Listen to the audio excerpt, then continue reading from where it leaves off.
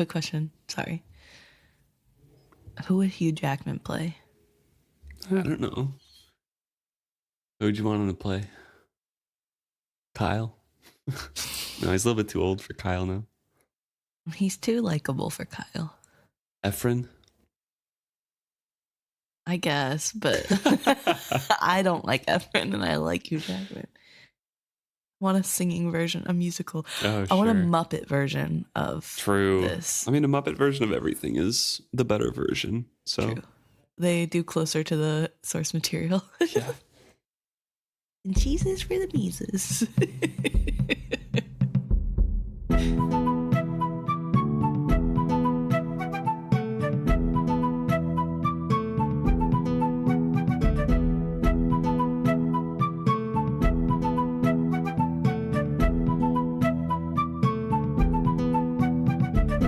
Welcome back to another episode of Is Fits Happy. I'm Luke. And I'm Emma. And this week we're discussing chapter 37, Death of the City. Womp womp. I know.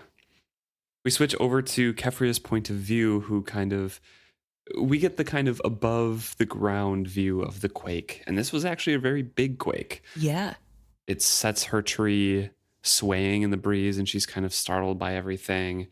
And she's thinking that this one is different than the other smaller one that she's felt before. She thinks that Selden would think this is great fun, but Malta might be alarmed by it. She would go to her right away. And once there, she would force herself to tell Malta she was returning to Bingtown, which is something that she does dread. Right. And she meant to do it yesterday, but she found Malta sleeping and feels like Malta needs to recover, so is leaving her alone to sleep, which I think was kind of a cop-out, but fair enough. She is. Yeah, true. And fair enough, I guess. Her daughter was injured, so. Right. So Keffria sets off towards Malta's house, where she needed to be in the sun, according to the healer, so it was a few bridges away, and Keffria is not at all comfortable on these swaying bridges at the moment, and thinks that, Selden would have great fun and he loves this kind of stuff, but she's just hasn't gotten used to it yet. So she's trying to force herself to normalize her stride. And as she's walking there, trying to figure out ways how to tell Malta that she's going back to Bingtown. I will also mention she briefly has the thought that it would be dangerous to be on these bridges if another tremor hits. Yeah. And then has to stop thinking about it, which, yeah, it would be really dangerous. And I would not want to be on those bridges. Nothing about these bridges seems safe to me. Clearly it is. I don't know. So in Keffria's head, as she's trying to figure out ways of how to tell Malta that she's going back to Bingtown alone, she's thinking that Malta's just going to be left here all alone, her and Selden. And that's pretty much it, because she still doesn't trust Reyn, because Keffria did not see them making up yesterday at all. So she knows that Malta has blamed Reyn for what had happened. Although she does thinks that Keffria herself has forgiven Reyn on the trip over on the Kendry because she saw how distraught he was during it. The guilt and remorse of the young Reyn Wilder as he kept vigil outside Malta's stateroom door had convinced Keffria that he had never intended harm to his beloved.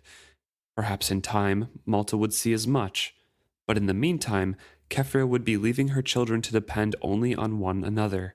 The doubts that had assailed her all night returned. She ventured out on the limb that led to Malta's room. Right. Yeah, so she's very worried about abandoning her children who have no support system at the moment. Right. And she's abandoning them with virtually strangers. And yes, these are friendly people that Keffria is leaving her children with, and it's safe as far as she knows to leave her children here. But for kids, that's still kind of scary, and it's not the ideal situation, I think. And as far as she knows, Malta hates Reyn at this moment. I find it really interesting that Keffria has forgiven Reyn. Totally in character. I'm not shocked that she forgives him, but I do find it interesting that all it takes is him feeling bad about her being hurt, like her seeing that to be like, oh, clearly it was an accident and, not his fault at all. Because, like, Malta was on the verge of death, so as far as it seems. So it's kind of odd to just be like, well, he's faultless in this. I don't care. He can still marry my daughter if they get along. Well, she can tell it wasn't on purpose, and he is actually deeply hurt by it. Fair. She meets Tillaman on the way to Malta's door, who is Reyn's older sister. Says, quite a bump we had. I hope everyone is all right. Last month we lost 2 bridges in a quake like that one, Tillaman observed cheerily. Oh dear, Keffria heard herself reply, and she hastened on. She taps at the door and waits. There's no reply. Says, Malta, it's me, and then opens the door and notices that she's gone. Malta? She called questioningly. Reyn's sister was still in her doorway. Did the healer take Malta somewhere? Keffria called to her. Tillaman shook her head. Keffria tried not to be frightened. It's just so strange. She's gone. She's too ill to be out of her bed yet, and she is never an early riser, even when she feels well. She would not look at the railings by the walk. She would not wonder if a dizzy girl could stagger up from her sick bed and... The woman cocked her head. She was out walking with Reyn yesterday, she volunteered. A small smile came and went from her face. I heard they had made up, she offered apologetically. But that doesn't explain why she isn't in her bed. Oh. Keffria stared at her. Oh, no, I didn't mean it like that. Reyn would never. He's not like that. She was falling over her own words. I had better fetch my mother, she proposed awkwardly. There was something going on here, Keffria decided, something she should have known about. I think I had best go with you, she replied with a sinking heart. So Keffria's mother's instinct kind of kicks in and like, uh-oh. She's in Reyn's room. Which would be very scandalous. Mm-hmm. And it's clear now that she has not heard the other scandal about Reyn being in her room already, which I think would make this way worse. But which is what Tillaman was already kind of hinting at. Yeah. I heard they made up with a quick smile. Yeah. But also, I think it would be really scary to have your daughter not be in her bed. Right, especially after a quake and with her injured as she was. And she has no idea where she is. So, not great, but I don't think there's full panic yet. I think it's more just anger. Because it's fear for sure. Definitely. But I think there is some anger of like, oh, Malta's doing something she's not supposed to again. And that's very valid. So, but she and Tillaman go towards Jani's chambers. And Keffria straight up asks her, Malta is not in her bed. Do you know where she might be? The fear that ghosted across Jani's face told Keffria all. She looked at her daughter. Tillaman, return to your chamber. This is only for Keffria and me. But mother, her daughter began, trailing off at the look her mother gave her. She shook her head and turned and left. So Jani turns to Keffria and it takes a deep breath and says, It is possible she is with Reyn somewhere. Late last night, he became very worried about her. He might have gone to her. This is not like Reyn, but he has not been himself lately. She sighed. Come with me. So they go towards Reyn's chamber. Jani led the way. She had not paused to dress properly or veil herself. Even powered by anger and fear, Keffria could barely keep up with her. So Jani is also very concerned that this is going to, break ties with their families, get Keffria not to help them out, kind of create a rift there even more so, and is worried about Reyn, what he was capable of doing. Right. So they're approaching Reyn's chamber here, and Keffria is trying, is thinking like, well, if they did make up and they're together, maybe we should stop here. But Jani's just knocking and then entering into Reyn's chamber. She doesn't even knock. She just straight up enters the chamber, which Keffria is kind of like, whoa, maybe we don't want to walk in our kids. A heavy smell of brandy and sweat hung in the air. Jani peers in and then steps aside to allow Keffria the view, and Reyn is still passed out. His breathing was hoarse and heavy. He slept as one exhausted, and he slept alone. Jani's fingers were on her lips as she pulled the door shut.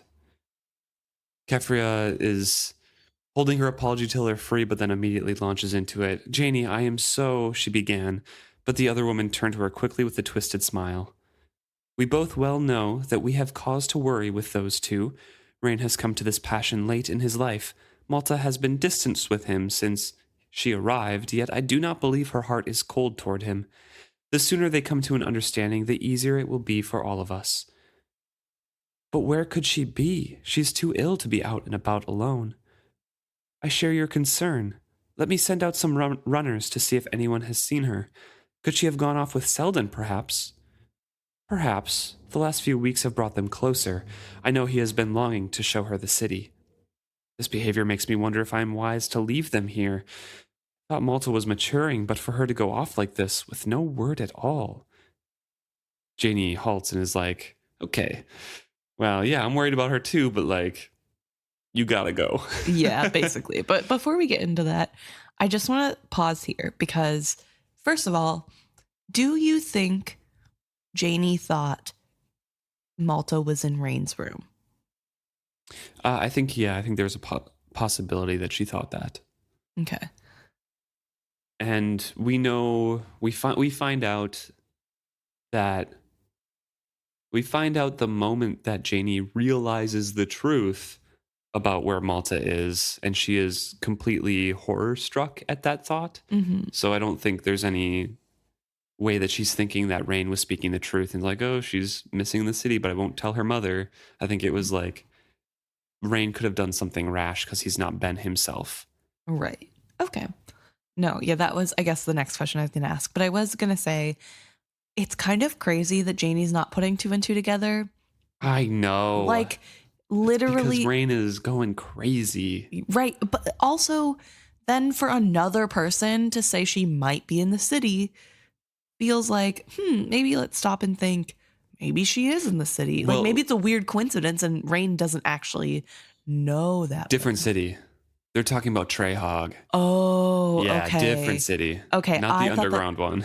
Okay. I thought that was what she meant. And I'm like, seriously, another person says maybe she's below, and you're just like, nah, probably not. No, because remember, Selden has not told his mother that he's going to the underground city because that's forbidden. Right. Okay, fair enough. So yeah, Jani is like, I'll look after your kids as if they were my own. You don't have to worry there. But also, what you offered to do for us yesterday is incredibly brave. I was selfish to urge you towards it, but you're the only one who can do that. So don't back out now. I'll help with that, whatever you need, but you got to do this for us. Also, it's a little bit funny and ironic that she's like, oh yeah, your kids will be totally safe with us. We'll definitely keep track of them, as both of her kids are currently missing. And then what happens next, which is a bell starts ringing and Keffria says, what is that? Are we under attack? And Jani explains that no, this bell just means that there has been a cave-in in the city and that people may be trapped. So anybody able is supposed to go help. So I'm sorry, but Malta's going to have to wait. We need to dig out the city. So I think the turnaround from like, I feel very selfish for telling you this, but you need to do this and we'll take care of your kids too. Your kids aren't that important. We have other things to do. Like, I mean, it's not. She doesn't straight up say it. It's implied that like people could be trapped. I have to go now. Right. So that's kind of, what happens, but she doesn't straight up say that like Malta has to wait. Right. But it is really funny to me because it's like, yeah, you can keep your kids here. We'll definitely keep them safe as long as it's not inconvenient. But anyway, so there has been a cave-in and people are trapped.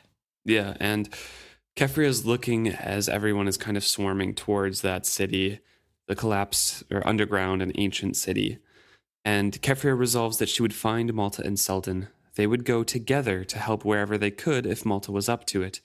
It might provide an opportunity for her to tell them she was returning to Bingtown as soon as the Kendry sailed. So Keffria is going to go look in Trehaug for Malta and Selden to help excavate the collapsed parts of the city. Right.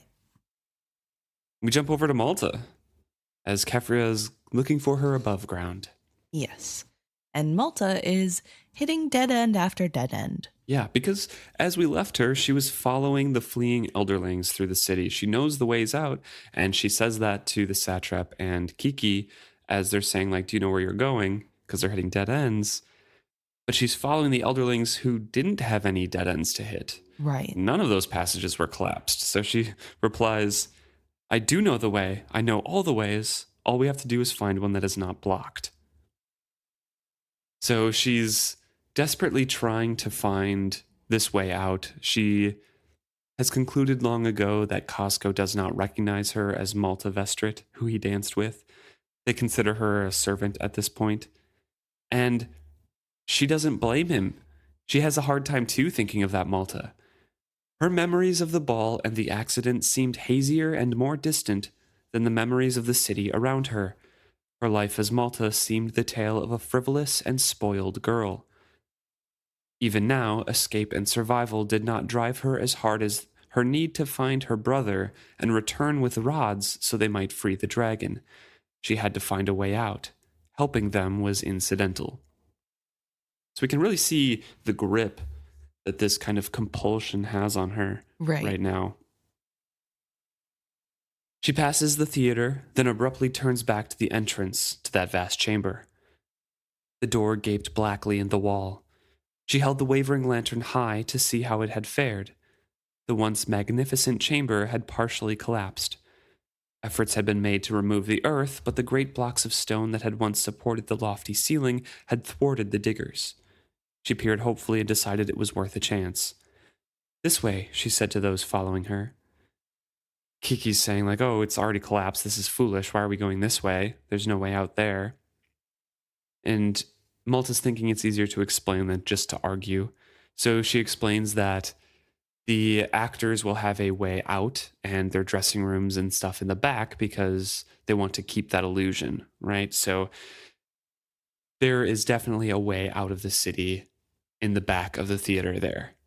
Often have I come and gone that way. Come, follow me with trust, and you may yet be saved. Don't give yourself airs with me, little maid. You forget yourself. Malta was silent for a moment. More than you know, she agreed in a stranger's voice.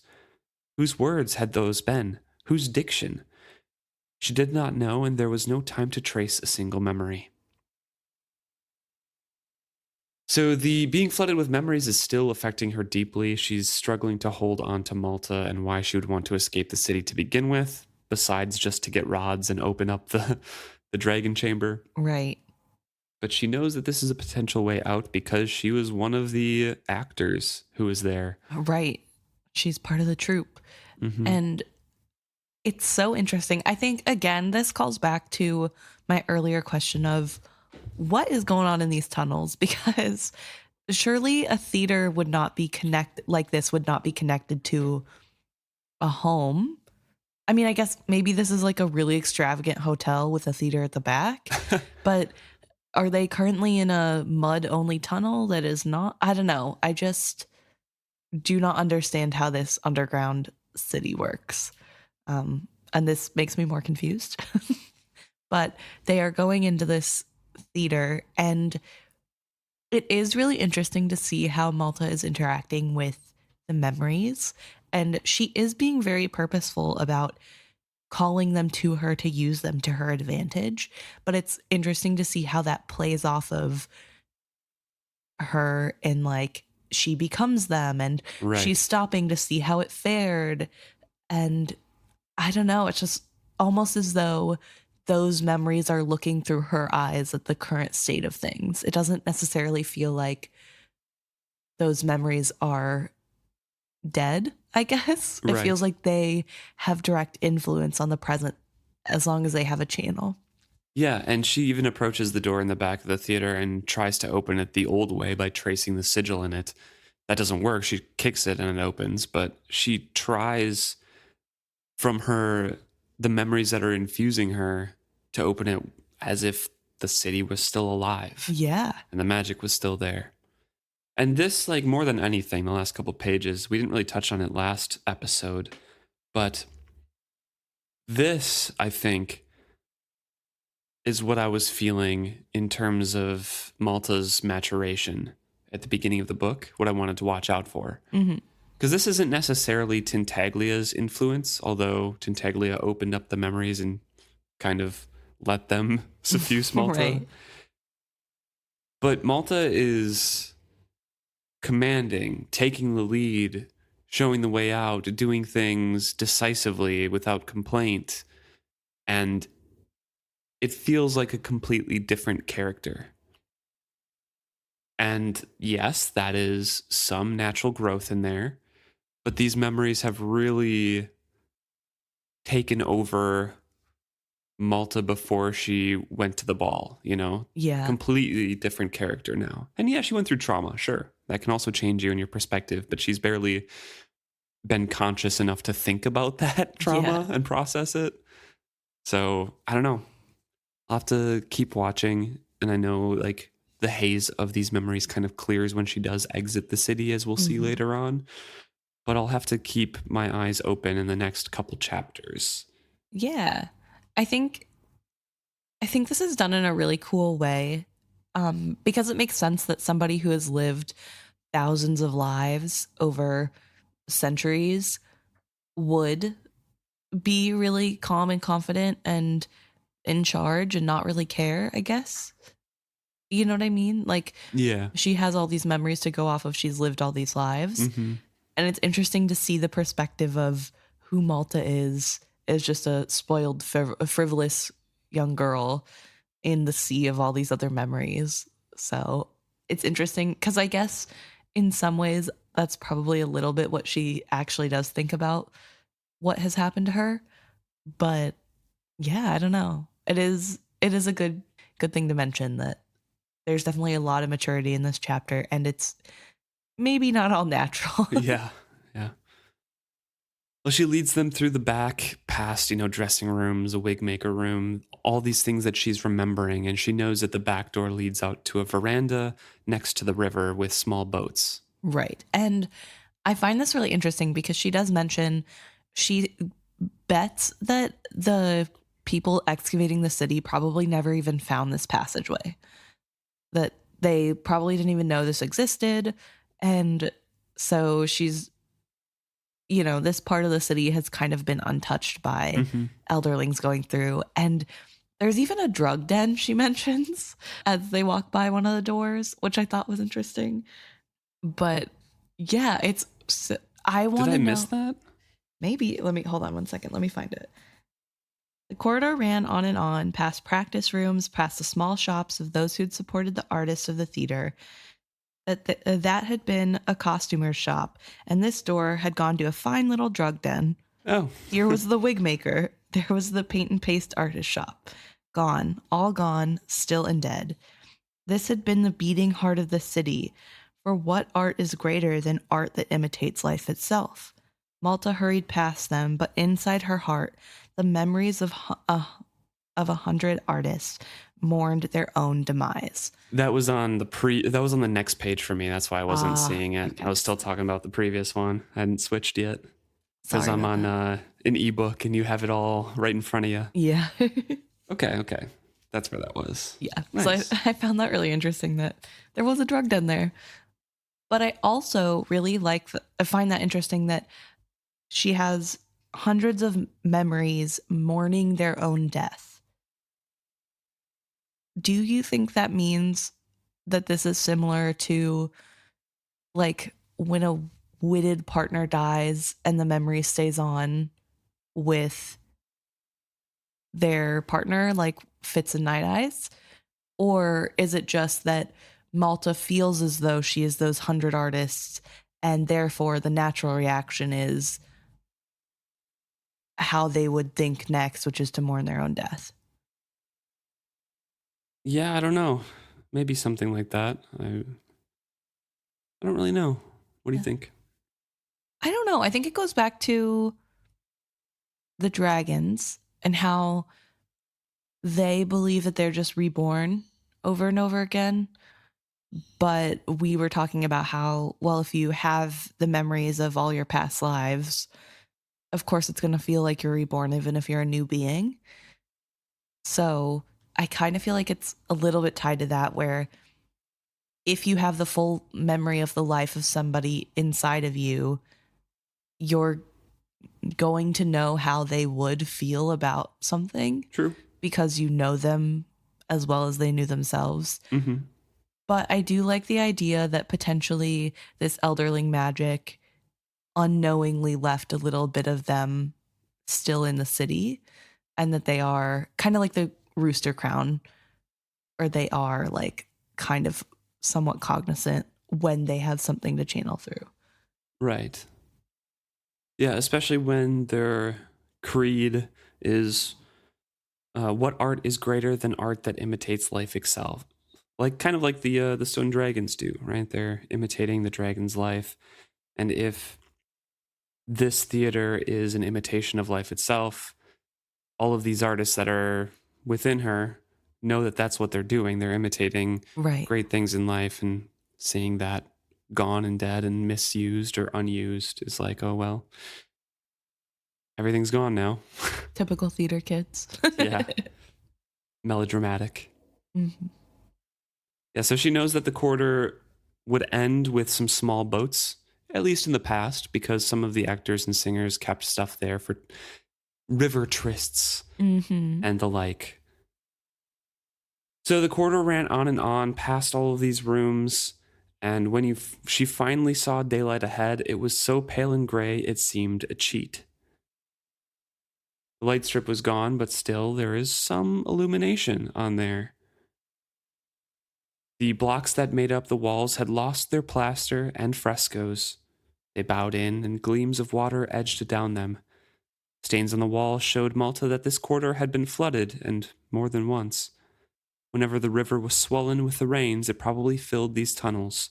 It was only good fortune that the way was clear now. Even so, they waded through soft muck. Malta didn't care at this point, but Cosgo and Kekki were a little bit disgusted by the muck and how their clothes were getting dirty. Eventually, she kind of scrambles through and says, "We're out." She drew breath after breath of the fresh air, rejoicing simply in the open space around her. She had not realized how being surrounded by dark and earth had oppressed her spirits until she stood clear of it. She stood clear, also, of all the whispering spirits. It was like awakening from a long and confusing dream. She started to rub her face, then stopped. Her hands were smeared and gritty. The few fingernails she had left were packed with mud. Her clothing hung to her in muddy rags. She discovered she had put but one shoe on. Where and who had she been? So she's very, very confused, very disoriented, because none of the memories are really assailing her anymore. She escaped their confines and is trying to reorient herself as Cosgo and Kekki finally emerge as well. And she turns to smile at them, expecting thanks. Instead, the satrap just demands, "Where are we? What is the use of bringing us here when we can't find the city again? You did nothing right, blah, blah, blah." It's very reminiscent of Malta and who she was at the beginning of this series. Right. So Malta glances around, says, "Yeah, we're either upriver or downriver of the city. As we seem to be on a tiny island, that seems a very safe thing to say," the satrap opined. I think that's true. Yeah. Fair, valid. Yeah, Malta was not very helpful at that. "Oh, you're on a river, and the city's on a river. Wow, you must be upriver or downriver of it. Great job." Technically not wrong. Yeah. So Malta's trying to look around and can't really decide where they are. And it's not really an island, more so than just a bump in the land in the middle of the river. She was not sure which direction the river channel and which led to the swamp. The immense gray columns of the river trees extended as far as she could see in every direction. She says, "Okay, well, I guess we'll have to go back." And Kekki's like, "No, I am not going back down there. I will not." Satrap observes, obviously, and says, "Oh, come on. We don't have to go down there again." Obviously, we don't have to. Yeah. "We climbed over a number of little boats getting out. Maid, go back in and find the best one. Drag it out here and row us back to the city." He looked about in disgust, then drew a handkerchief out of his pocket and spread it on the ground. He sat down on it. I shall rest here. He shook his head. This is a poor way for these traitors to treat their rightful leader. They will regret their careless misuse of me. Possibly, but not as much as we regret how we have allowed you to misuse us, Malta heard herself say. She was suddenly angry with these ungrateful wretches. This is the thanks she gets, basically. She shook out her ragged skirts and mocked a curtsy at the satrap. Malta Vestrit of the Bingtown Traders bids Magnadon satrap Cosgo and his companion Kekki farewell. I am not your servant to be put to your bidding, nor do I consider myself your subject any more. Goodbye. And she turns to go back to the tunnel. She took a deep breath. She could do this. She had to do this. When she got back to Trehaug, they could send a rescue party after the satrap. Perhaps a time sitting marooned on this hummock of land would teach him a little humility. Oh, Malta, finally got some backbone. That's good. I mean, I guess that's fair. She already kind of had that backbone whenever she first met him and made comments without really stopping to think who she was talking to. So I think this is just an extension of that. But it is funny for her to be like, you're ungrateful and you don't know anything and I'm tired of this, so actually you're awful and we don't like you anyway, so good day. But before she can go into the tunnel, the satrap tries to stop her. Wait, Malta Vestrit, the girl from the summer ball? She looked over her shoulder. She acknowledged the connection with a nod. Leave me here and I will never send my ships to rescue your father, he informed her grandiosely. Your ships? She laughed a bit wildly. What ships? You never intended to help me. I'm surprised you can even remember that you said you would. Fetch the boat and row us to safety, then you shall see how a satrap of Jamila keeps his promises. Probably much the same way as he honors the charters of his ancestors, Malta scoffed, and turned her back again. So, Malta has really had enough. She does not care about the satrap in this moment.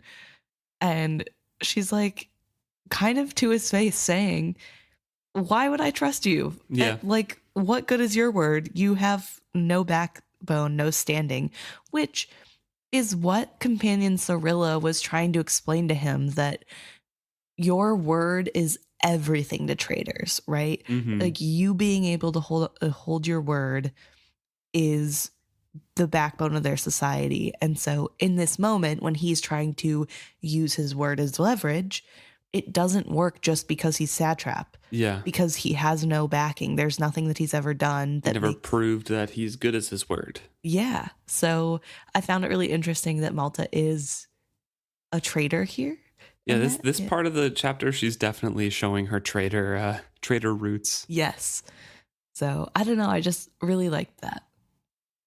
So she turns back down to the tunnel, and far down the corridor, she heard sounds like distant but thunderous applause. Dread rose in her. Drowned in memories, she knew what it meant now. Could she traverse the city again and remain herself? She forced herself to keep going. Once more, she scrabbled over the boats, noting in passing that they were not as dilapidated as she had thought.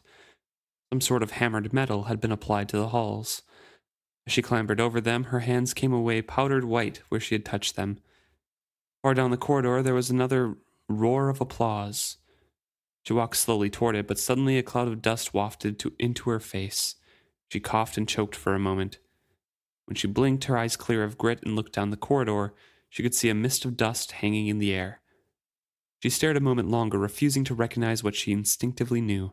The corridor had caved in. There was no going back that way.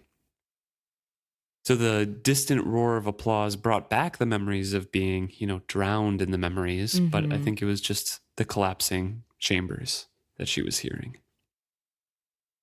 She slowly walks back to the stacked rowboats, eyeing them skeptically. She's looking at them and sees like, well, they're not as dilapidated as I thought, but they're still not in good condition. She began to work the top boat loose because it had broken seats and everything to see if the one below might be better. So she's not giving up. She is going to leave, but she has to look at the boats now. Right. And she also recognizes the wood used on the boat It's cedar. Her father called it eternity wood. And then she begins to work the top boat loose. I thought that was really interesting because I assumed Kyle would not teach Malta anything about, I don't know, trader business, ship business. But it was really interesting to see that he actually did teach her a little something at least, and she knows that cedar is good wood. Not good enough to last hundreds and hundreds of years. True. Which also makes me wonder how often this tunnel had flooded, because you would think that the acid from the water would have destroyed these boats long ago, unless it really isn't that quick to destroy boats. But it seems like people can't even go up the river without their boat sinking, so I don't know. Seems to happen when a quake happens and the river runs white. So it doesn't happen all the time, but I don't know. Well, that's not true, because the whole reason that nobody goes up that river is because they know that. Yeah, but quakes happen very often, is what I'm saying. Fair. And if this this tunnel only floods when it's raining really hard and the rains come, maybe that doesn't coincide as often, or maybe it's diluted enough, or maybe the metal that coats it protected them. Fair enough. Yeah. I don't know. I don't know either. But yeah, just a thought I had. Yeah. I guess the corridor could flood a bit, but it might not. Maybe the boats are stored at a different place, a different height if you're climbing out. And so the water just kind of rushed past and it didn't sit in the water. Like it collected in the tunnels. Okay. Fair. We jump back over, and this time is Jani and Bendir trying to wake up Reyn from his passed out stupor because they need his help excavating the city. Right. And I think it's from Reyn's point of view. Mm-hmm. Bendir is always more direct, so he seizes Reyn's ankles once Reyn doesn't wake up to Jani's gentle, like, hey, we need you. Sweetie, wake up. So Bendir drags him onto the floor, and Reyn is finally up. We don't have time to talk nicely. He should have come as soon as the bell rang. I don't care how lovesick he is or how hungover. The words penetrated both his anger and sleepiness. The bell? A cave-in. Half the damn city has fallen in, Bendir explained tersely. While you were drunk enough to walk on your lips, we had 2 quakes last night. Sharp shocks. We have crews digging in and showing up as we go, but it's taking a long time. You know the structure to the city better than anyone does. We need you. Malta. Is Malta all right? Reyn asked anxiously. She had been in the dragon chamber. Had they got her out in time? Forget Malta, his brother ordered him roughly. If you want to worry about someone, the satrap and his woman are blocked in down there, unless they're already dead. That would be a fine irony for us to bring him up the river to protect him, only to have him die in the city. Reyn staggered upright. He was already dressed, down to his boots. He pushed his wild curls back from his face. Let's go. You got Malta out all right last night. The question was no more than a formality. His brother and mother would not be so calm if she were trapped down there. That was just a dream you had, Bendir said roughly. Reyn halted where he stood. No, he said flatly, it wasn't. She went into the city, to the Crowned Rooster Chamber. I told you that. I know I did. I told you that you had to get her out of there. Didn't you do it? She's sick in bed, not down in the city, Bendir exclaimed in annoyance. His mother had gone pale. Breathlessly, she said, Keffria came to me at dawn. Malta was not in her bed. She thought her daughter might be with Reyn. We came here, and of course she was not. Then the bell rang, and... More determinedly, she added, But how could Malta have reached the city, let alone gone into it? She has scarcely left her bed since she got here. She would not know the way, let alone how to reach the Crowned Rooster Chamber. Selden, Reyn said harshly, her little brother. He's been all over Trehaug with Wily Crane. Saw knows I've chased Wily out of the city a score of times. Her brother would know the way in by now, if he has been playing with Wily. Where's Selden? I don't know. His mother admitted it with dread. Bendir broke in, saying, There are people who are definitely buried in the city, Reyn, the satrap and his companion, not to mention the Tintaglia family's digging crew. They had just begun excavating a chamber when the shocks happened. At least two other families had night crews that worked down there. We don't have time to worry about those who might be down there. We need to concentrate on the ones we know are down there. Reyn's saying, I know Malta is down there, and I'm going to the Crowned Rooster Chamber first. Right. And Jani's like, okay, fine, don't argue. You can do that because the satrap and the companion are on the way to that. Mm-hmm. So we'll do both. Yep. Help us with both as you go. Yeah, so Reyn learns that his family didn't believe him. Mm-hmm. Jani learns that she didn't believe her son because she thought he was going crazy. And he was correct. Yep. And Bendir is Bendir. Bendir still does not believe. Yeah. He's like, there's no way. She just is coincidentally also missing and is not down there. I mean, he's not wrong either. Because if there are 3 work groups down there, yeah, like that's probably, minimum another 15 people over one person. Right. No, it's more important. Yeah. I guess that's fair. I think there's definitely like, yeah, it's sad if she is there, but like we need to be focusing on where we know people are. And the most impact we can make. Like, yeah. Bendir is very practical. Yeah, it's the trolley situation. Yeah, he's pulling the lever to run over Malta because there are way more people tied down on the other side of the track. So I don't fault him, I suppose. But I do... He's just a dick about it. Yeah. Yeah, I do fault him for the way he goes about it. Yeah, Reyn is like, if only you'd listened to me last night, to Bendir. And Bendir's like, if only you'd been sober last night. Touche. Oh, yeah, so that's kind of the compromise that Jani sets forward. It's, the main tunnel leads towards both the Crowned Rooster Chamber and the apartments we allotted to the satrap. Work together and you can get access to both. So that's the compromise, and that's what they're setting off to do. And then we jump back over to Malta. It's rapid fire now. Just quick updates on where everybody's kind of at and what they're doing. Right. She notes that Kekki is virtually useless and trying to get the boat out, and the satrap is basically useless as well. It was like being assisted by a large child. Yeah. He had no concept of physical work. She tried to keep her temper with him, even reminding herself that last year she had been just as ignorant. He was afraid of the work. He's basically not grabbing the wood. He's not using his muscles. It's basically Malta doing the whole thing of dragging this boat out. Right. Which is pretty impressive that she is able to. Yeah. And then she like gets down to the ground outside. She's completely exhausted. The satrap brushed his hands and beamed down on the boat as if he had brought it out himself. Well, he declared with satisfaction, that's done it. Fetch some oars and we're off. So proud of himself. Right.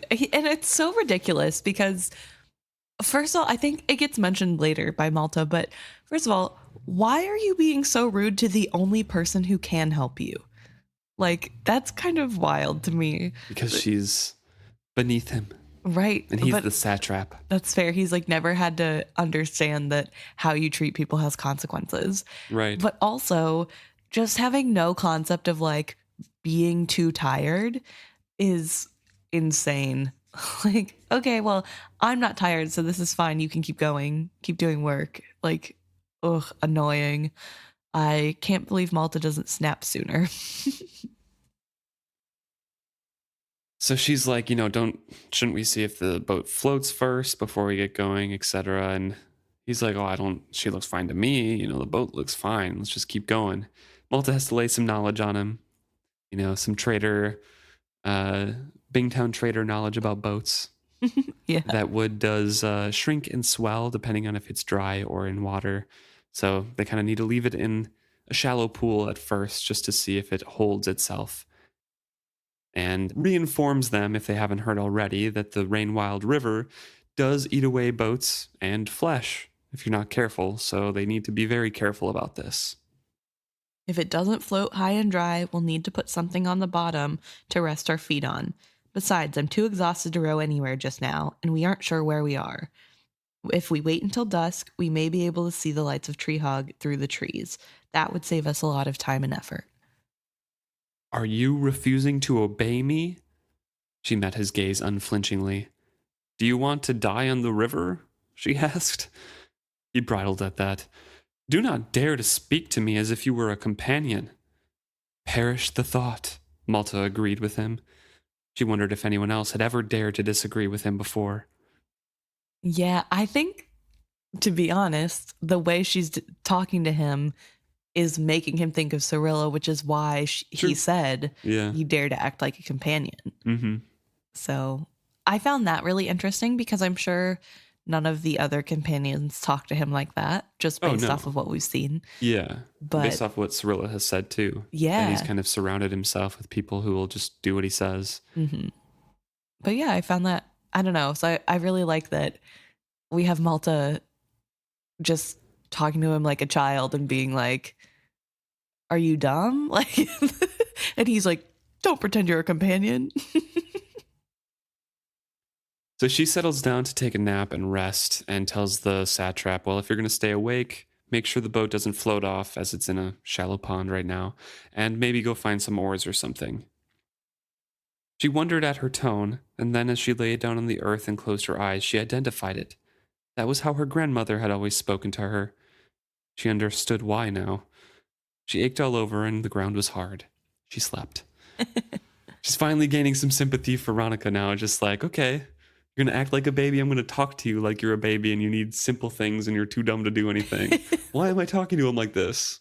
Why does it seem so familiar? Oh, it was directed at me a lot. Yeah. I feel like this is a really good, again, example of her growth. And I like that it kind of shows where her relationship with Ronica has grown too. Right. Because at the start, I think she would have bristled at the thought of being anything like Ronica. And now she's like, oh, just like grandma. That grasping, greedy, power-hungry woman. Oh, yeah. But she also doesn't remember how that made her feel when she was being talked to like that. True. Or she doesn't really care because, honestly. True. He deserves it. Again, like I mentioned, it's rapid fire between points of view, so we hop back over to Reyn's perspective. And we're in the middle of him marking chambers and corridors for people to excavate and help, and to get them through to collapsed tunnels. He's not convincing people of that he's correct. He's just telling them what to do and then moving on forward because he's in desperate need to get to Malta. Right. And he makes the mention that he is somewhat of an expert in this, and he doesn't exactly know how he knows, but he just has a really good feel for the city and how it's built. And so can tell just by being in the area if it's a lost cause or not. Mm-hmm. Yeah, he says he has an instinct for these things, and he's marking it with a chalk that's easy to see in the dark. And he does have a lead with him, but eventually it runs out of room, and he puts down a rock on top of it so it doesn't move and marks the chalk from there on. The scene with Malta's mother had been awful as he's remembering this. He had found her helping to barrow out rubble from the tunnel. The bandages on her damaged hand were smudged with dirt. When he asked her if she had seen Malta, the worry she had contained had broken forth on her face. No, she said hoarsely, nor Selden. But of course they could not be down there. Of course not, he lied, feeling ill. I'm sure they'll turn up. They probably went walking in Trehaug together. No doubt they are wondering where everyone else has gone. He tried to put some of his own belief in his tale, but he could not find it. She read the horror in his eyes. A sob caught in her throat. He could not face her, and he headed down into the buried city. He didn't make a promise because he already didn't keep one of those promises. So he's just going down to do the best he can.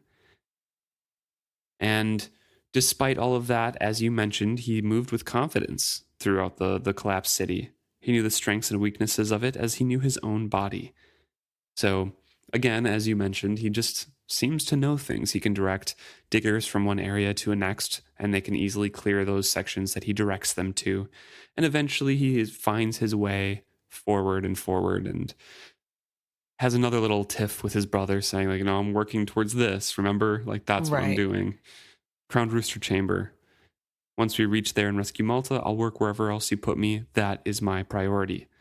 And once again, Jani kind of has to step in that the trap satrap and his companion are also in that direction. So, it's okay for now. Right. No, that is a good point. And I think that's a fair compromise to make. Like, he's still helping, and the satrap is a pretty important person to go through. But yeah, it's definitely like a scary moment here of what's happening, where are things going. I do also want to say, I feel as though the reason he knows what's good to dig out and what isn't is because of his own version of drowning in the memories. I think not that he like has the memories of somebody telling him like building secrets, but I think he just knows what the city looked like when it was whole. And so it would be easier to tell, like, is there even a hallway that you're digging into, or is it just a room that got collapsed? So I think that would be why he knows, like, oh, that's a dead end. Just keep going this way instead. So that's really interesting. But it does seem as though all of the paths to the Crowned Rooster Chamber are blocked off. So there's not really, it seems as though there's not really a way out to anybody who knows the city's normal ways out. Right. So after that near confrontation, Reyn kind of gets the supplies and sets out, and that's where we joined him at the beginning of this perspective section here. So he's trailing his chalk along. He's trying to pick his way through. He's kind of sad that the Jidson strips are no longer working because that was one of the big secrets he wanted to get out of the city, right? Of how they worked. But he's thinking maybe there's just broken in too many different places now. He came to the chamber where they had secured the satrap. It had been one of the most beautiful chambers they had ever discovered, but the satrap and his companion had wallowed in it as if it were a sty. Cosgo truly seemed to have no idea of how to care for himself. Water was oozing slowly from beneath the door. Reyn tried to open it, but something heavy was pressed against it from the other side. Probably a wall of earth and mud, he reflected grimly. Reyn pounded on the door and shouted, but got no response. He listened to the silence. He tried to feel sorry for how they had perished, but could only remember the look he had seen on the man's face as he looked down at Malta in his arms. Even the memory of it knotted the muscles in Reyn's shoulder. The mud and earth had given the satrap a swifter death than Reyn would have worked on him if he had ever looked at Malta like that again. He marked the door to let the diggers know he regarded it as hopeless. Let them rescue the living in the next few days. Recovering bodies could wait. He stumbles on and eventually hits something and turns back, and he's like, oh, is this you, Malta? And the little body says, Selden. No, it's Selden. Poor Selden. And I feel so bad for Selden here. So he was very brave. He went back in. He went in the tunnel for Malta. Yeah, because it started collapsing. He's like, well, Malta's in there. Yeah, and so he went in to make sure that she wasn't alone. And that's so cute and sad and amazingly brave, because we know that Selden has the problems with claustrophobia. Yeah. So I can't believe he braved that to go see his sister. And then the fact that he's sitting there curled up in a ball in complete darkness. Yeah. That would be so scary. Like, that'd be scary for me, an adult. And I'm sure for a child, that's even scarier. Yeah, Reyn can kind of see, but it's way too dark for Selden. So Selden's even asking, like, are you Reyn? So bit by bit, Reyn pieces the story together.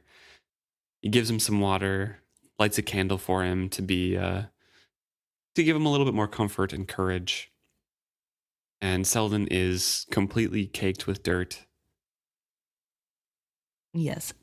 It seems that Selden went in after the first quake, because we know there were two. This would have been the quake that happened when Malta was talking to Tintaglia and said, okay, I won't help you if you won't swear on your name. And Yeah. then there was that big quake. So after that happened is when Selden came for her. Mm-hmm. And he says that he called and called but got no response, so he pressed on. And Reyn tries to get it out of him, but he can't recall where he had gone, where he had wandered in his searching. right, because I mean, Selden doesn't really know. Yeah, he doesn't. He's never been there before. And it's super dark to him. So Mhm. Two parts of Selden's account struck more fear into Reyn than he could explain. Malta had come here deliberately seeking the dragon. Why? But as ominous as that was, when Selden mentioned the music she had heard, Reyn bit his lip. How could she have heard it? She was Bingtown born. Few even of Rainwild stock could hear those elusive notes. Those who could were kept out of the tunnels. That was why he had never told his mother or his brother that he could hear it. Those who heard the music eventually drowned in the memories. So said all who worked in the city. Even his father. His father had heard the music and worked the city anyway, until the day they found him sitting in the dark, surrounded by small cubes of black stone. He had drowned in the memories of the city, losing all remembrance of his own life. When they found him, he was sitting in the darkness, stacking blocks like a great babe. So we get a little bit more insight into what happened to his father here. And I'm guessing that those are memory stones. yeah. So I was also going to say that. I think these are the same stones that get found in Kelsingra Right. by Chade and Fitz and Fitz. Chade. Yeah, that Chade also kind of goes crazy looking into. Mm-hmm. So I find it really interesting that he says that he's just stacking these stones like a great babe. Do you think that that's because he lost himself in the memory? Like, is he genuinely losing himself? Where I don't know how to ask this question, I guess. I think he did lose himself. I think with all of the memories that Malta's like, I can't, contain who I am anymore very much. Right. I'm afraid to go back in. Plus concentrated memories that would be in the stone. It would just probably overwhelm somebody who's worked there for years and years. Fair. I guess also I was thinking about how like those are more specific to skilling, it seems, or using. Nope, it's not actually. Those were literally anything. I think Chade found one full of songs. I think he found one Okay. like of geography and things. Like So they're like learning for learning purposes. It was literally just repositories like books. That's how they kept their knowledge. Okay. But then I guess that doesn't make sense to me that that would be the thing that pushes Reyn's dad over the edge, because it's just like reading a book, I guess. Sure, but of a civilization gone past, and since it's memory stone, you probably get a lot of memories that go along with that and specific things. And like I said, overwhelming knowledge that probably doesn't fit in your brain. Okay. Especially to somebody who has been exposed to these memories for a long time and was going already, being drowned already. Yeah. So I guess then it is a little bit different to what happens to our friend in the Rainwilds later in the next series, Rainwild series.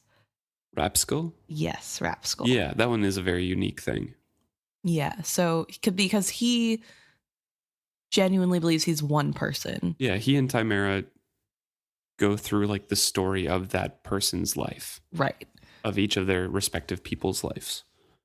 And Rapskull doesn't stop like Timera does and just keeps going. Right. Well, I think also Rapskull doesn't want to be Rapskull, so True. So he but yeah, so I guess now we have proof that it is a little bit different, that you do there is a possibility that you lose yourself completely. So Reyn is talking to Selden here, trying to comfort him a little bit, but also telling him straight up, like, I have to go on. I have to find Malta. You have to decide. You can wait here for the diggers. Perhaps Malta and I will be back before they get here. Or you can go on with me to look for Malta. Do you understand why I can't take you back to the surface right now? Because she might be dead before you got back to her, He sighed heavily. That's the same reason I didn't go back out and look for help. Back when I knew the way out, I was afraid help would be too late. You're a brave heart, Selden.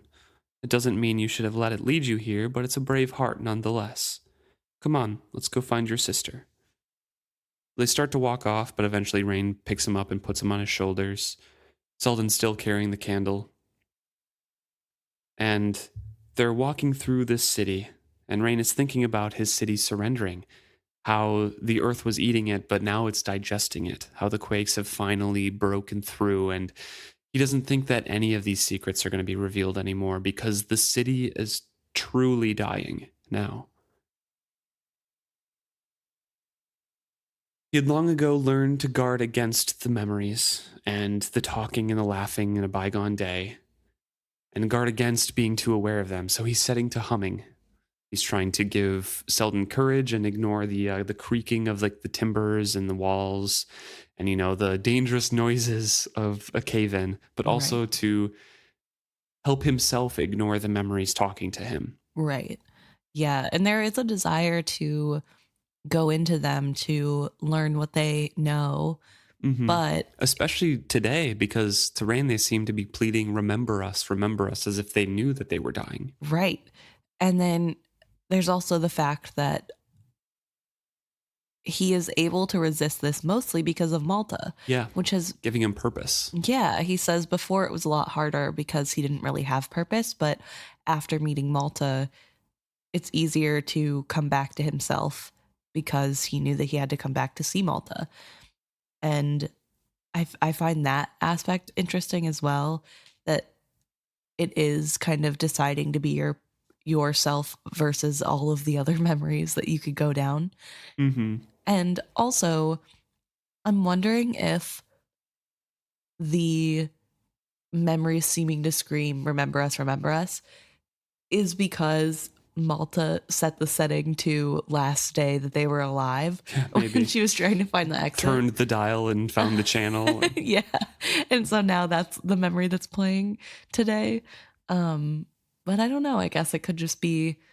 Yeah, I mean, it could be Reyn's imagination too. True. Because he just says, they seemed to plead, remember us. Right. Because they were pushing on his mind. Right. And I guess that also could come from the space of he knows that the city is dying. Right. And so he feels bad that he won't be able to remember them.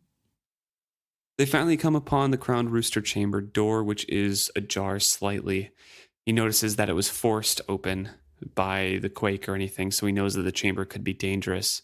He leaves Selden at the top of the stairs saying, stay here, keep the candle.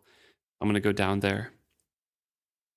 He touches the Jidson strip and it's like syrup kind of climbing around, and it's only bright enough to illuminate itself, really. So things have broken more. He forced himself to stand patiently as it encircled the room. The damage was immense. The domed ceiling had given way in 2 places, dumping wet earth in mounds onto the floor. Roots dangled down beside the hanging fragments of crystal panes. He saw no sign of Malta. Hand trailing on the light bar, he made a slow circuit of the room. When he came to the first fallen panel with its mechanisms inside it, he felt ill.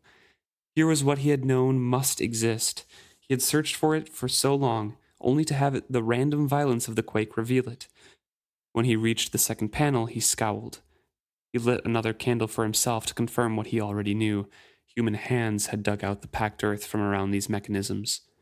A few small muddy footprints could be clearly seen within the glow of the candle. She had been here. Malta, he called. No reply. In the center of the room, the immense log of wizardwood was a contained silence. He longed to know what the dragon knew, but to touch the wood would be to give himself back to her power. The leash she had had on him had been snapped. Soon the earth would collapse on her, burying her, and he would be free of her forever. She could not seize him if he did not touch the wood. She had only been able to reach Malta's mind through his. Malta, he called again, far louder. His voice, which once would have rung in this chamber, was swallowed and damped by the wet earth. Did you find her? Not yet, but I will. Dread was in the boy's voice as he called out, There's water coming from under the wall. It will run down the steps soon. Earth might press, but water devoured. With an angry roar, Reyn charged the log of silent wood. He slammed his hands flat onto it. "Where is she?" he demanded. "Where's Rachel?" No, I'm just kidding. "Where is she?" Okay, Batman. Yeah, so he knows that he cannot touch the wizardwood log, but that as soon as Selden says, there's water coming, Reyn knows that danger is imminent and closing fast, and he needs to find her and get out as soon as possible. So Right. risks it all, touches the wood, and demands of Tintaglia to let him know what's happening. Right. And Tintaglia is loving this. Just laughing. Where is she? And she smugly says, "Not here." Says, "I know that. Where is she? I know you are linked with her. I know that you know." She gave him a faint waft of Malta, like waving a bit of meat above a dog's nose. He sensed her through the dragon. He felt her exhaustion and knew the leaden ache of her sleep. "This city cannot stand much longer. It is going to collapse. If you don't help me find her and get her out, she'll die." "How excited you are about that. Yet it never seemed to bother you that was my eventual fate." And Reyn's like, "That's not true. Come on." Yeah. I agonized over this. I tried so hard to convince people. I did my best. And Tintaglia's like, "And yet you were never willing to surrender to me. A pity. You could have learned all the secrets of the city in a single night, as Malta did." "You drowned her," he said flatly. "You drowned her in the city's memories. She dove into them most willingly. From the moment she entered the city, she was far more open to it than any other I have encountered. She dove and she swam, and she tried to save me, for your sake and the sake of her father. You were the price I was to pay, Reyn. I was to leave you in peace forever in exchange for freeing me. A pity for you that she did not succeed." "The water is coming faster, Reyn." The boy's shrill voice broke into the dialogue in his mind. He turned to look at Selden and says, "It will be all right." He lied ruthlessly. "Come here, Selden. There's a last thing for us to do, you and I. Then we'll be finished here."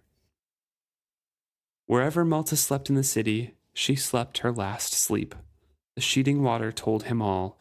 It would all be over far more swiftly than he had ever feared. Yeah, so he just assumes that She's in the city somewhere and couldn't find her way out, yeah. Yeah, and I think once again, I am left frustrated with Reyn because he decides the only rational option is to let himself and Selden be devoured by the city. And there's no trying to escape. Let's just open the panel and hope for the best, and we'll either die super quickly or still be trapped in here and die slowly. But either way, we're dying. We're not even going to try to get out. And I'm so frustrated because Selden is like 10. And he's like, "Well, sorry, kid, you gotta die." Like, my princess is dying somewhere, so I should too. And I guess you too, because you're here. Like, I don't know. It just makes me mad. But we know that's not what is going to happen. However, that is what he believes will happen. So he has Selden come to him and decides that they're going to work the cranks together. Yep, there's a great big door. A bit of dirt will come down with it, but this is what we got to do. We got to open it, Don't be afraid. Once we get these cranks to turn, we just have to keep turning them no matter what. Can you do that? I guess so. He sets Selden to the task of turning one, and he goes back to the other. Right. He tests both to see which one's easier for a little boy to handle. But he has pry bars. Yes. So he's able to kind of make levers. Mm-hmm. And he teaches Selden how to do that too. So it's much easier to turn than what Malta had to work with, because that's what Malta was going to go for. Right. Was getting a log or a bar of some sort. They're able to move the wheels a bit, and as they're working, Tintaglia once again, or as I guess Reyn doesn't know her name, the dragon, says to him, "What are you doing?" He laughed aloud. "You know what I'm doing," he muttered to her. "You know every thought in my head. Don't give me doubts now." I don't know everything about you, Reyn Cuprous. I never foresaw that you might do this. Why? He roared with laughter this time. He pitied Selden. The poor boy stared at him in wonder, but feared to ask what was wrong, or even to whom he spoke. I love you. I love the city, and for me you have always been the heart of the city. I love you, and so I strive to save what I can of it, what might survive. You believe you will die if you turn the crank. You and the boy both. He nodded to himself. Yes, but it will be more quickly than if we wait and let the water eat out the walls and bring them down on us. Can't you go back the way you came? Do you seek to dissuade me from what you would have begged me to do for years? He asked her in amusement. Then he answered her question. The way back is already gone. The satrap's chamber was oozing water. That door is only wood. It could not hold. I suspect it is the source of the water that flows in even now. I am done, dragon, and the boy with me. However, if we collapse the ceiling, some light may break through. If it does, then you may survive us. If not, then we will all be buried together. He waited in vain for her to reply. When it came, it surprised him. She left him. There was no lingering aura of gratitude, not even a farewell. She was simply gone. But that kind of explains his choice to just do something, right? Yeah. The way back, the way that Malta went to escape, is blocked off, presumably, by the water and the mud already. Right. So he just assumes that everything is blocked up and this is the last thing. So I guess that's not fair of me to say that he could have gone back. Maybe he couldn't have, but he didn't even check. So we'll never know. True. But poor Selden, can you imagine? You're in a pitch dark room. I guess not pitch dark because they got candles. They have candles, but like you're in a pretty dark, cavernous room. You're doing this hard labor and you just hear the dude that you thought was going to help you laughing and talking to himself out loud and then talking about how you guys are definitely going to die. Right. Like that would be terrifying. But to Selden's credit, he keeps going. He keeps pushing open the roof as much as he can. Mm-hmm. Yeah, they're going for it. They're still working at it, and they say to each other like, "Yeah, now," and turn more, and there's groans. Reyn's wondering how many barrelfuls of dirt are pressed above them right now.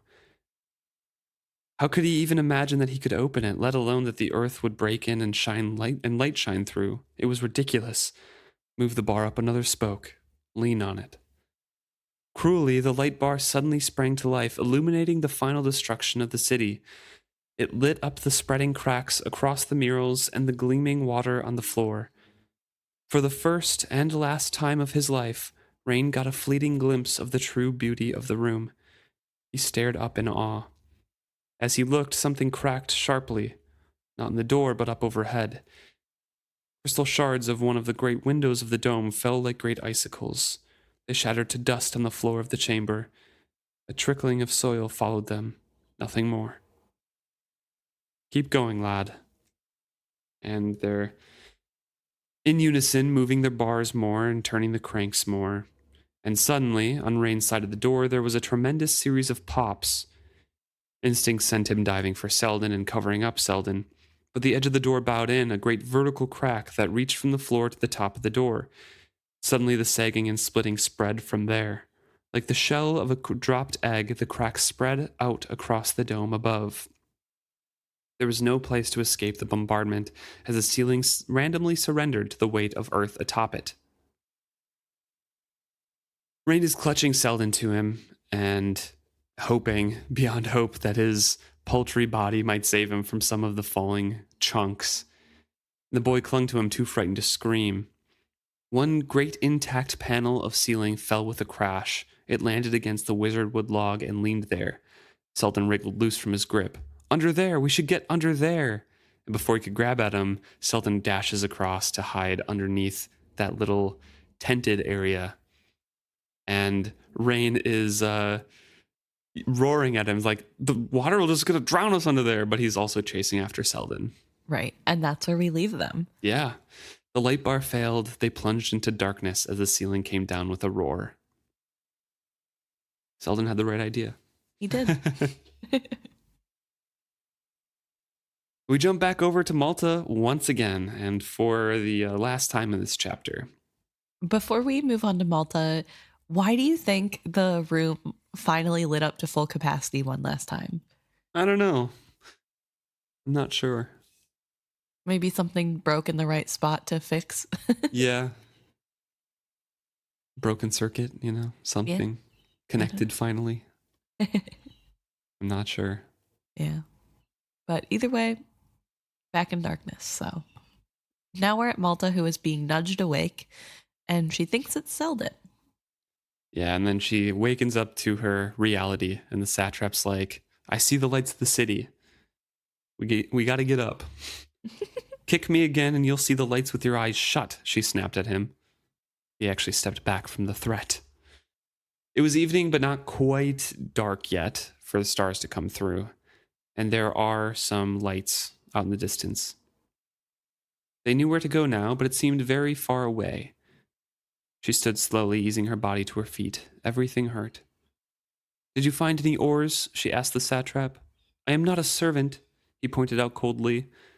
Neither am I, she declared. And she's just thinking like, it's going to be dark as a tomb down there. These people are useless. Mm-hmm. And she looks over and Kekki is just sitting, waiting in the boat. She looked like a dog expecting an outing. The water was so shallow that the boat had sunk to the bottom under her weight. She looked back at the satrap. He was staring at her severely. Then she did laugh. I suppose the only way I'm going to get rid of you both is to take you back to Trehaug. At which time I will see you are punished appropriately for your lack of respect, the satrap announced imperiously. She cocked her head at him.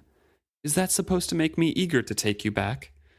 He was silent for a moment, then drew himself up. If you act swiftly to obey me now, I shall take that into account when I judge you. Will you? She asked him archly.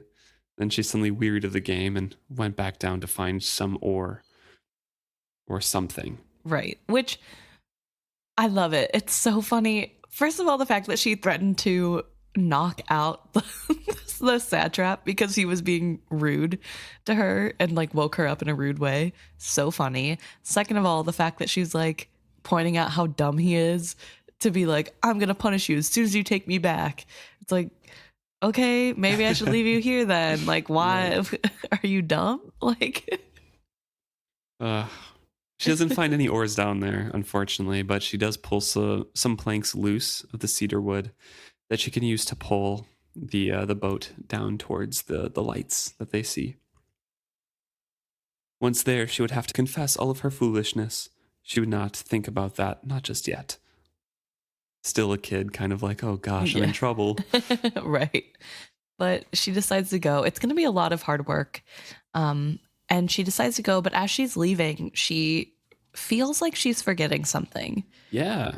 She had intended to do something to do with the city, with boards like these. When she had left the city, she had had some firm, fixed purpose. She groped after it, but could only recall a dream from her afternoon sleep. A dream of flying through darkness. She shook her head. It was most peculiar.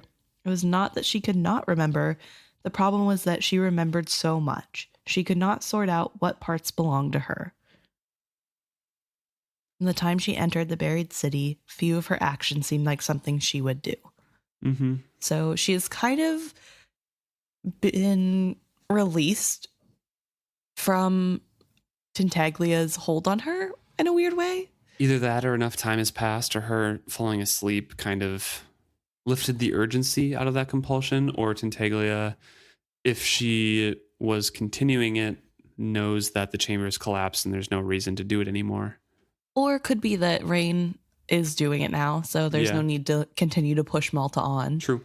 So, I don't know. So I'm really curious. We'll never know, but I'm really curious to know if that's more like Tintaglia stopped pushing her, or if it is because of all the memories are catching up to her and she's still kind of sorting through who she is versus who the memories are. Mm-hmm.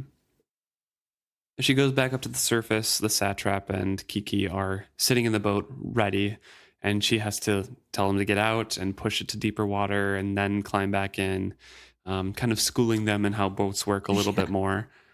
We'll have to push the boat to deeper water before you can get in. Otherwise, it won't float.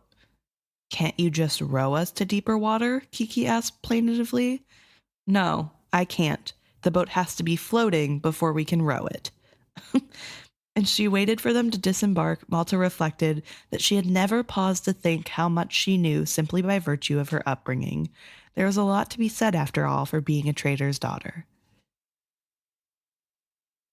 Yeah, and so she says it takes some time, but eventually they all kind of get in the boat. Kekki and the satrap are at either ends, and she's in the middle, kind of pulling them along. She says that when she was younger, she had had a little pram she had rowed about in an ornamental pond. This was very different from that. She wondered if she could do it. She seizes one of the ends of her boards and pushes off towards Trehaug. That's the end of that. Yeah. Kind of settling down after the crisis under the city, but we're left on that cliffhanger with what's going to happen to Reyn and Selden, yeah. Poor Reyn and Selden. Exactly. So, very, very, I don't know, left to the middle of crises on either side. Yeah. Yeah. And we know that Malta doesn't quite make it to the city either. Eventually. Right. So, thank you so much for tuning in. If you have thoughts about this chapter, please let us know. Do you have any final thoughts on the chapter? You know, I feel like this is such an interesting chapter because we get a really good look at the magic system, what the Elderlings used to do, and just the different priorities, I think, of each character. A lot of memories as well. Yeah. Talk of memories. So it's a big lore dump, it feels like. But no, I really do like this chapter. I think it's really interesting to see the different perspectives jump from one to the other. Yeah. It really makes it even more frantic. And you really feel that pressure for time as the city is collapsing. So yeah, it's really good. Not a lot of chapters left. Next chapter is chapter 38.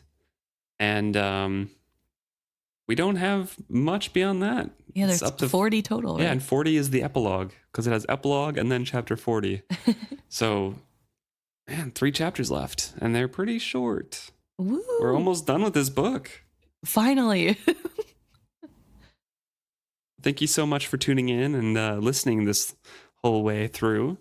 If you have any questions or thoughts and theories, as always, feel free to message us on any of our social medias. It is FitzHappy, Facebook, Twitter, Instagram, Threads, YouTube, all of those. Or you can email us.